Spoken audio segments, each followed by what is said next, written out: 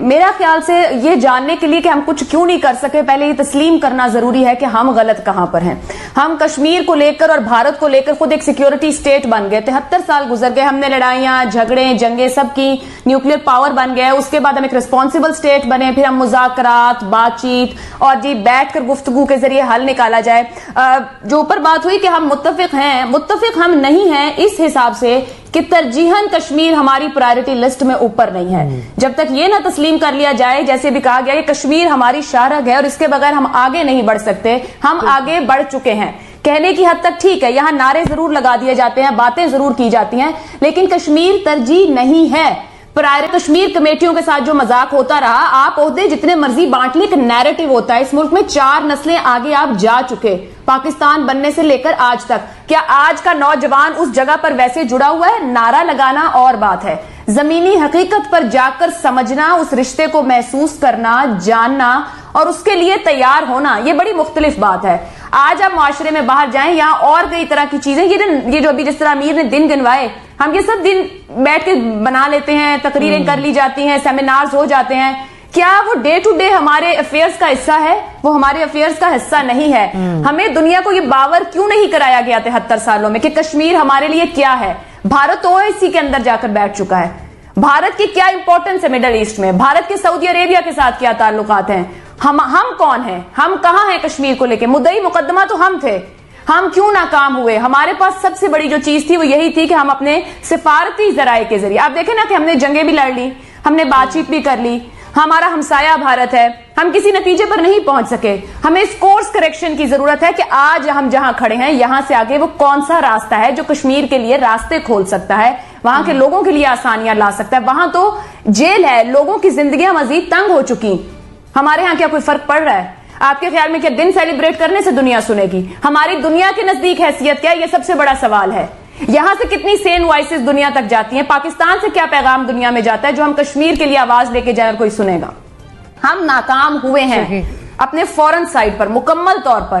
یہاں پر یہ نکالنے کی ضرورت ہے کہ ہم کیوں کشمیر کا کیس درست طور پریزنٹ نہیں کر سکے، ہم ایک ناکام مدعی کیوں بنے۔ جس دن ہم یہ تسلیم کریں گے کہ ہم اس وجہ سے ناکام مدعی بنے، آگے جانے کا ہمارا راستہ آج یہ ہونا چاہیے۔ 73 سال بعد وہ راستے نہیں ہو سکتے جو 73 سال پہلے تھے، ایون 10 سال پہلے بھی جو راستے ہوں گے شاید آگے نہ ہو۔ اس کے لیے ہمیں خود پہلے سیکھنا ہوگا، اپنے عوام کو سمجھانا اور سکھانا ہوگا۔ جب آپ کا ملک ایک پلیٹ فارم پر ایک نقطے کے ساتھ موجود ہوگا تو ایک آواز اٹھے گی۔ ہماری تو ایک جاندار آواز نہیں ہے کشمیر کو لے کر۔ چند منٹ کھڑے ہو جانا، چند پروگرامز پہ بات کر لینا یا ہم اس طرح جذباتی ہو کے گفتگو کر لیں، یہ تو خانہ پوری ہے۔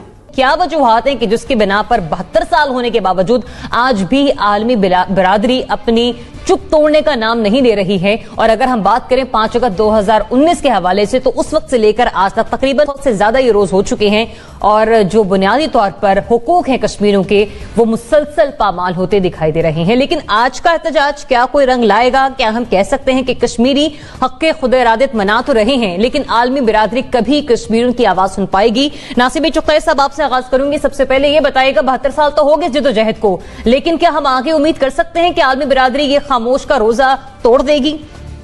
میں تو کہتا ہوں حملہ کر دیں انڈیا کے اوپر، چلیں آ جائیں۔ آپ مجھ سے متفق ہیں؟ نہیں ہوں گے، یقین نہیں ہوں گے۔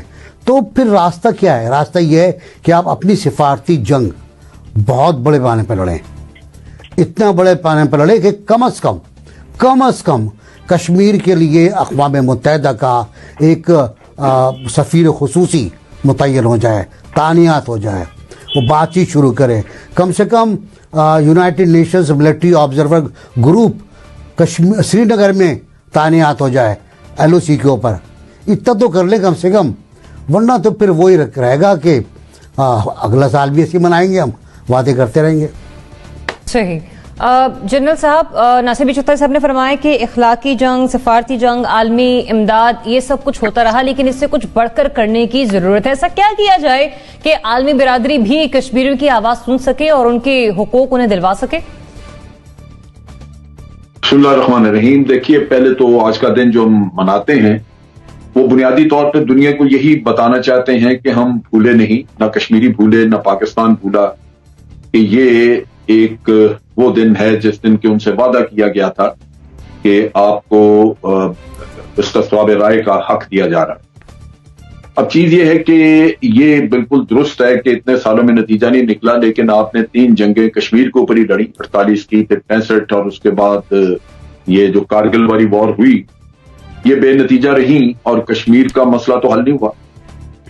पहले जो 48 में था उस वक्त भी एक, उसके बाद मिलिट्री बगावत हुई, वो इसी चीज पे थी कि मिलिट्री कमांडर्स जो है उस वक्त के वो इस चीज पे मुत्तफिक नहीं थे कि हम सीज फायर को तस्लीम करें। नतीजा ये कि उस जमाने में एक बगावत हुई और वो बगावत जो है वो कुचल दी गई, लोग उनको जेलों में डाला गया। और फिर आपने देखा कि हम पहुंचे उस नहज पे जहां 1971 की जंग हुई और उसके बाद हमें शिमला एग्रीमेंट करना पड़ा। शिमला एग्रीमेंट के बाद ये बहुत हद तक एक दो तरफा मामला बन गया, तो उससे बैन अल-अक़वामी कुव्वतें, यूनाइटेड नेशन वगैरह वो अपने हाथ मल के एक तरफ हो गए, फारिग हो गए, क्योंकि बातचीत का ये मसला खुल गया कि जनाब अब दो तरफा बात होगी, जो भारत को समझ थी कि वो इसको कैसे अवॉइड करते रहेंगे। उन्होंने मुख्तलिफ वक्तों पर मुख्तलिफ बहाने लिए और फिर आगे आपने देखा कि पिछले 20 साल से वो टेररिज्म का किस्सा खोल के फॉल्स फ्लैग ऑपरेशन करते हैं और उनको ये मकसद पूरा हो जाता है कि कश्मीर पे बात ना करने का बहाना मिल जाता है। तो इस तरह ये चीज लटकती गई। अब चीज ये है कि इसके बाद आप बन गए, एक आप और भारत दोनों मुल्क जो हैं ये जौहरी कुव्वतें बन गए। अब आप न्यूक्लियर पावर होने की हैसियत से आपको डेफिनेटली इंटरनेशनल कम्युनिटी के एक बहुत जिम्मेदार मुल्क के तौर पे अपने आप को पेश करना है। आप हर वक्त उठा के तलवार नहीं लहरा सकते कि दुनिया आपके पीछे पड़ जाए कि ये क्या हो गया कि बंदर के हाथ में उस तरह आ गया और ये अभी किसी को भी मार देगा। ये चीज जो नहीं होनी चाहिए। लिहाजा जंग के लिए तैयार रहें, भारत को मौका दें कि वो किसी जगह इनिशिएट करे और फिर आप भरपूर जवाब दें। लेकिन ये कहीं नजर नहीं आना चाहिए कि जंग आप छेड़ने वाले हैं, क्योंकि नेचुरली आप जिम्मेदारी हैं। मगर ये भी मैसेज कभी नहीं जाना चाहिए कि हम जंग करना नहीं चाहते। मैसेज हमेशा यही जाना चाहिए कि जंग के लिए तैयार हैं और कश्मीर की आजादी हमारा पहला मकसद है और इसके लिए कोई कुर्बानी भी देने से पाकिस्तान गुरेज नहीं करेगा, वो जंग हो या कोई भी हो।